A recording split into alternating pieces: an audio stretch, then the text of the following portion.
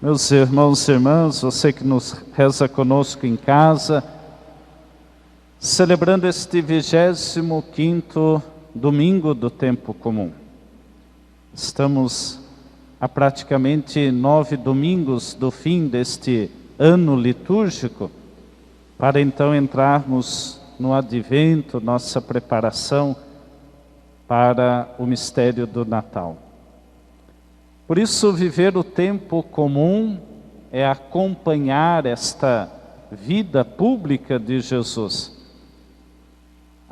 O grande sentido, a grande espiritualidade do tempo comum é construir a esperança no coração das pessoas. Esperança esta que é manifestada através dos paramentos verdes que se usam na liturgia. E através dessa espiritualidade do tempo comum, nós vamos seguindo Cristo e acolhendo a sua proposta.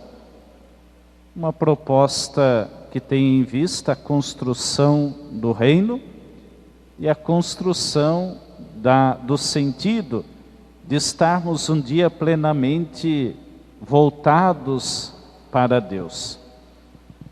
Os domingos anteriores, 23º, 24º domingo, trouxeram para nós elementos que constituem a caminhada da comunidade. No 23º domingo vimos o sentido da correção fraterna. Semana passada vimos o sentido do perdão, que não é uma ação matemática, mas que é algo que brota do coração, uma decisão de vida e para a vida. E hoje nós ouvimos o convite de Jesus a participar da vinha. Nós estamos ouvindo o evangelho escrito por Mateus. Mateus divide os seus escritos em 5 grandes sermões: o sermão da montanha, o sermão da missão, o sermão das parábolas, o sermão da comunidade, que é este que nós estamos ouvindo nos últimos domingos, e o último é chamado sermão da plenitude. Por isso, no finalzinho se associa esse tema da vida eterna, daquilo que Deus oferece, àquilo que Deus convida a participar. Por isso, o texto de Mateus, ele tem esta finalidade didática e eclesial: ajudar-nos a perceber o nosso lugar e o nosso papel enquanto igreja na construção do reino. O evangelho de hoje começa dizendo que Jesus contou a parábola para dizer: o reino dos céus é como a história de um patrão. Por isso nós devemos entender que o pano de fundo desta parábola é a assimilação e o conhecimento do que significa este reino dos céus. E reino dos céus é Deus salvando através de Jesus Cristo. Às vezes podemos pensar o céu como um lugar geográfico, ou o reino dos céus como um lugar geográfico, melhor dizendo, mas a grande essência do reino é perceber um Deus que salva através de Jesus Cristo. E na obra da salvação, esse reino se revela pelas atitudes, pelos gestos. Os gestos que vêm do Cristo e que Ele transmite e ensina aos seus discípulos e hoje a cada um de nós enquanto igreja. Conscientes então de que Jesus quer ensinar a partir de uma parábola que o reino é justamente um Deus salvando através dele, nós vamos perceber todo este valor do evangelho de hoje, bem como das outras leituras. Como saber se nós estamos neste caminho de salvação, como nós participamos deste caminho de salvação? Primeiro, tendo a consciência de que a vida eterna é um dom, é um presente, é uma dádiva que Deus oferece a cada um de nós. Este valor que o Senhor paga a cada operário é justamente esta oferta de salvação que é dada a todos. Há uma oportunidade para todos. Por isso, cada um consciente desta oportunidade vai buscar este caminho de salvação. Assim, a primeira leitura de hoje traz para nós todo esse sentido. Buscai a Deus enquanto Ele pode ser encontrado, enquanto Ele pode ser achado. Esse caminho de salvação torna-se algo consciente na nossa vida, quando nós também nos esforçamos para todo um processo de conversão. E guardem bem, conversão é a vida inteira. Nós podemos passar para um estado de conversão, mas nós vamos atingir a plenitude da nossa conversão apenas quando chegarmos junto de Deus. Por isso, às vezes eu desconfio, eu sou um convertido. Não, todos nós estamos num processo de conversão. Ele não se esgota e não se dá exclusivamente porque eu estava numa prática, abandonei ela e assumi agora o caminho de Deus. Nós demos o passo, agora o caminho continua sendo feito até chegarmos à glória de Deus.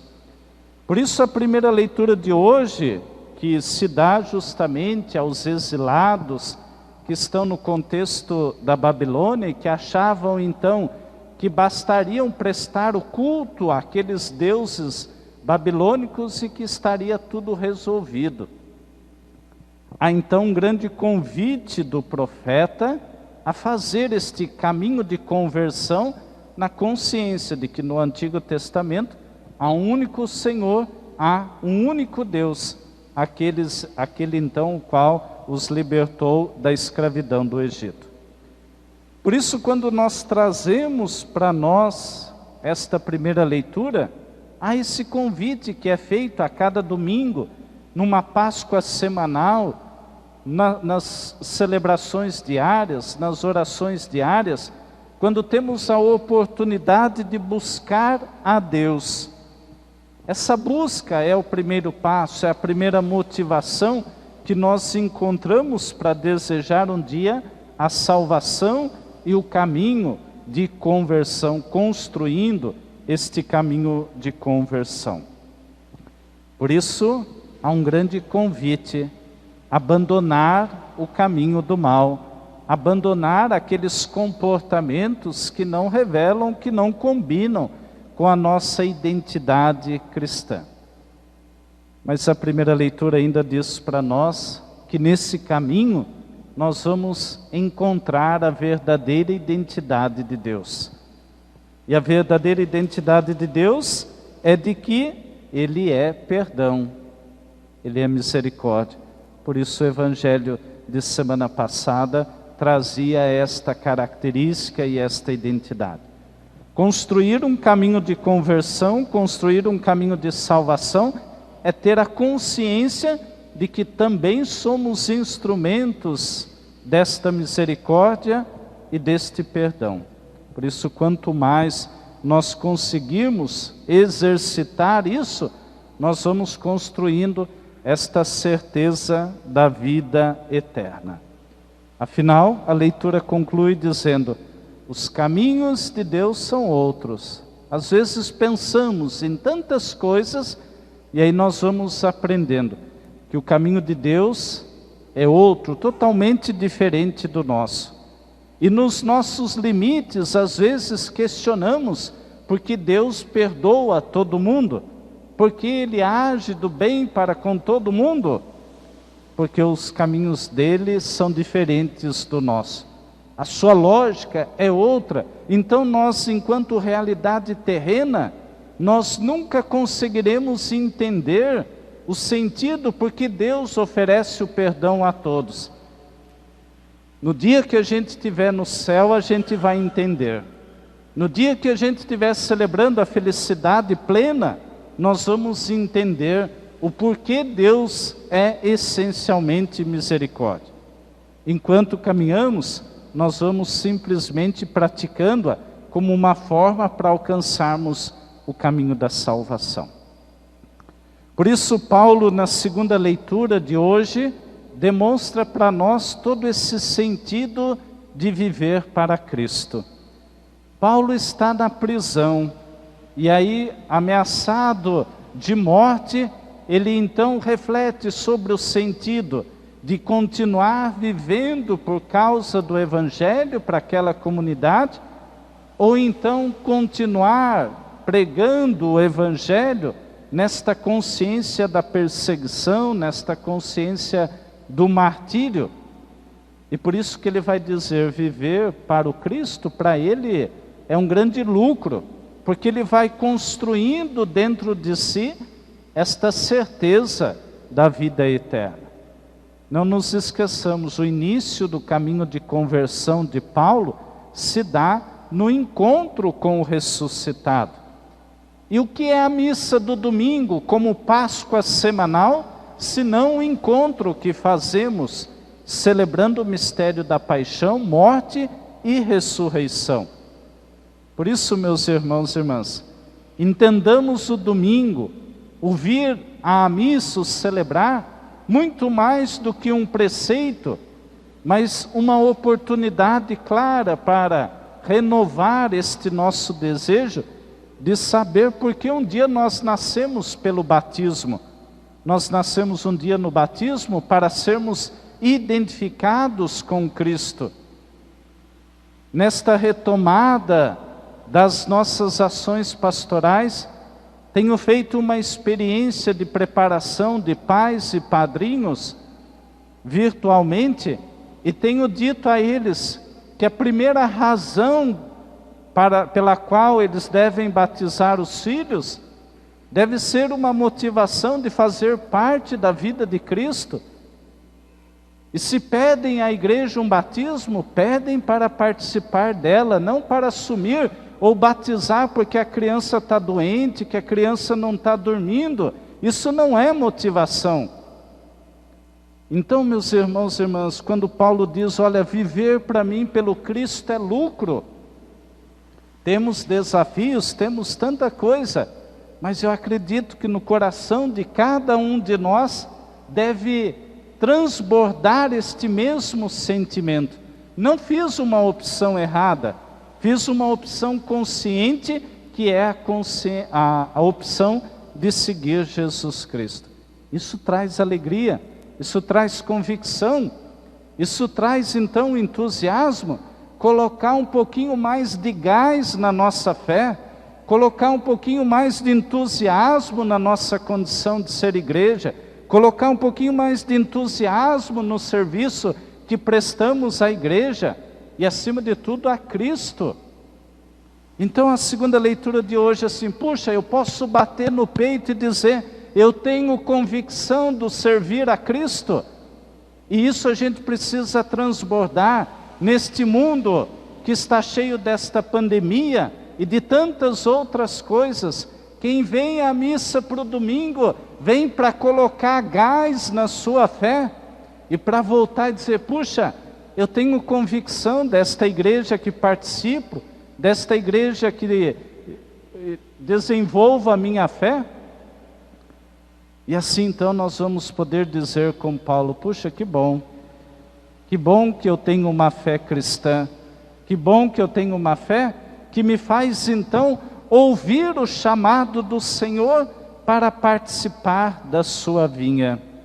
Se nós não entendemos o sentido da segunda leitura, Deus continuará chamando e a gente vai ficar sentado na praça.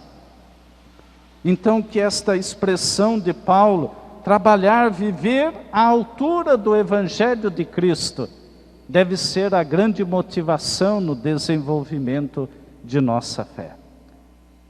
Por fim, meus irmãos e irmãs, no texto do Evangelho nós temos esta parábola da vinha. O Senhor que nos chama. Há um contexto social por detrás desta parábola. A dominação do Império Romano vai acabando com os pequenos produtores, e o Império Romano vai dando as terras àqueles que então eram aposentados do seu quadro, e esses pequenos produtores foram perdendo suas terras e tinham que ir para a praça para poder então ser contratados pelos grandes produtores. E quem ficava para a última hora? Os mais idosos. Quem ficava para a última hora? Aquele pai de família que não tinha talvez a mesma força daquele que foi chamado às 3 da manhã. Por isso o Senhor oferece uma oportunidade a todos.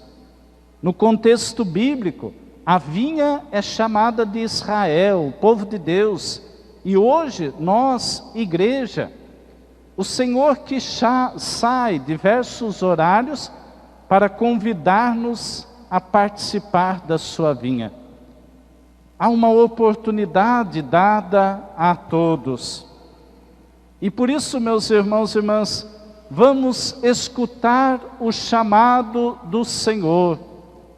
Um chamado para ser esta igreja viva, para esta igreja cheia de gás na sua fé, para esta igreja que diz, nós estamos vivos, por mais que às vezes tantos queiram destruir a vida da igreja, nós estamos vivos.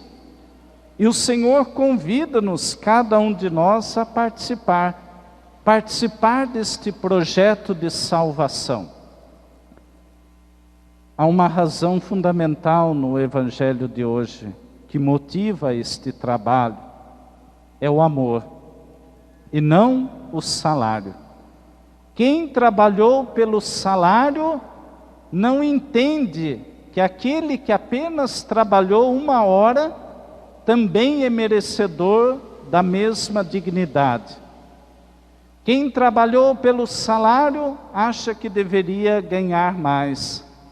E talvez quem trabalhou pelo amor, saberia que talvez nem precisasse de alguma coisa. Vamos trazer isso para o nosso dia a dia, meus irmãos e irmãs. Nós temos tantos desafios pastorais da vida da igreja. Precisamos, eu tenho dito isso há muito tempo, quebrar os muros, construir pontes, abrir as portas de nossa igreja, para que ela não seja denominada uma igreja velha.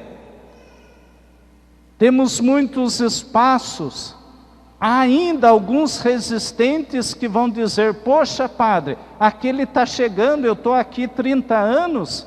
Sim, enquanto eu estiver aqui, sempre haverá gente chegando da última hora. E é disso que nós precisamos, de operários que trabalhem pelo amor. E isso nós temos bastante gente na nossa igreja.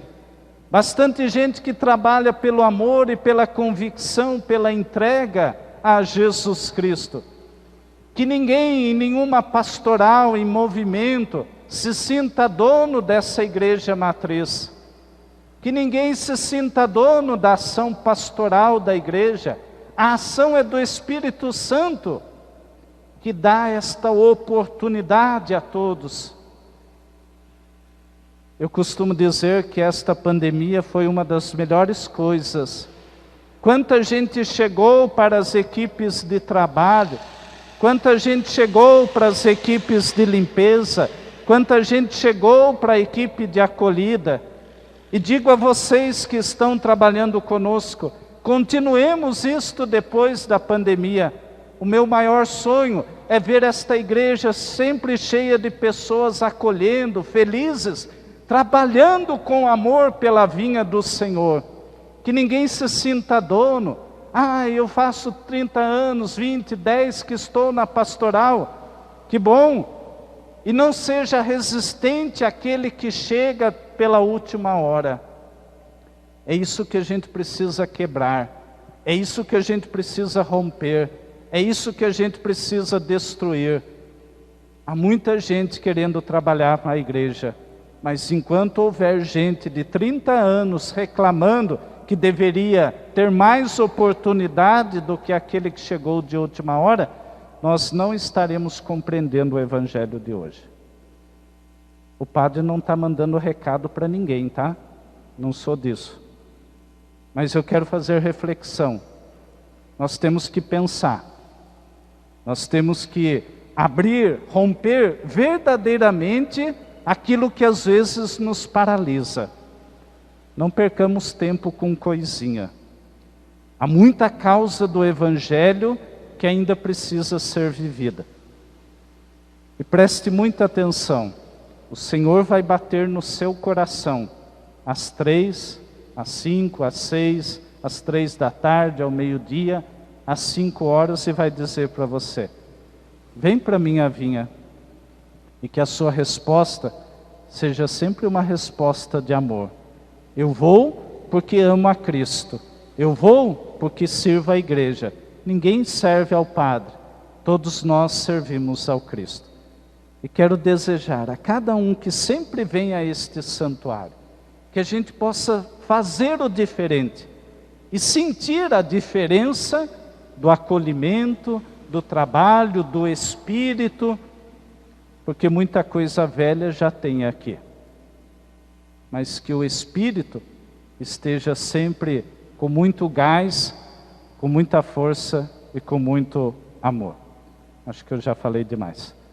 Creio em Deus Pai, Todo-Poderoso, Criador do céu e da terra, e em Jesus Cristo, seu único Filho, nosso Senhor, que foi concebido pelo poder do Espírito Santo, nasceu da Virgem Maria, padeceu sobre Pôncio Pilatos, foi crucificado, morto e sepultado, desceu à mansão dos mortos, ressuscitou ao terceiro dia, subiu aos céus, está sentado à direita de Deus Pai Todo-Poderoso, donde há de vir e julgar os vivos e os mortos. Creio no Espírito Santo, na Santa Igreja Católica, na comunhão dos santos, na remissão dos pecados, na ressurreição da carne, na vida eterna. Amém.